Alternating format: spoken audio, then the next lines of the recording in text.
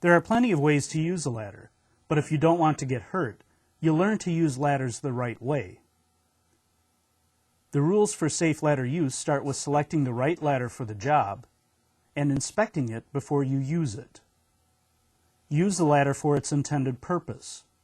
Don't use a ladder as a platform, scaffold, hoist, brace, or any other use for which it was not intended. Use a ladder that's the right height. Don't place a ladder on any other materials to make it taller. Set up the ladder on a firm, solid, level surface. Don't use a ladder where the ground is uneven, too soft, or slippery. Sometimes you have to set up a ladder in a doorway, driveway, or other area where there could be traffic. In this case, set up barricades to warn and divert the traffic. Where a door could open into a ladder, either block the door open, keep the door locked, or have someone guard the base of the ladder. Keep the area around the top and bottom of the ladder clear. This prevents tripping hazard and lessens the chance that materials could fall onto workers. Open step ladders fully and lock the spreaders to keep the ladder stable. Don't stand on the top 2 steps of a step ladder. Don't climb the back sections of step ladders. Don't use a step ladder as a straight ladder. Straight ladders and extension ladders have to be set up using the 4-to-1 rule.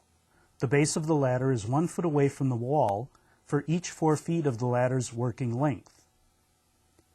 The ladder's working length is the distance along the ladder's side rails from the bottom to where it touches the top support. For example, consider a ladder that is set up with 20 feet of working length. 20 divided by 4 equals 5. The base of the ladder has to be 5 feet away from the wall. Following the 4-to-1 rule makes the ladder as stable as possible. If a ladder is set up with the base either too close to the wall or too far away, the ladder could fall while you're climbing it. Usually there is a picture on the ladder's side rail to guide you to set it up properly. Make sure the ladder extends 3 feet above the top support to make it more stable. Of course, never climb onto those top rungs. Set up extension ladders so the upper section overlaps and rests on the bottom section.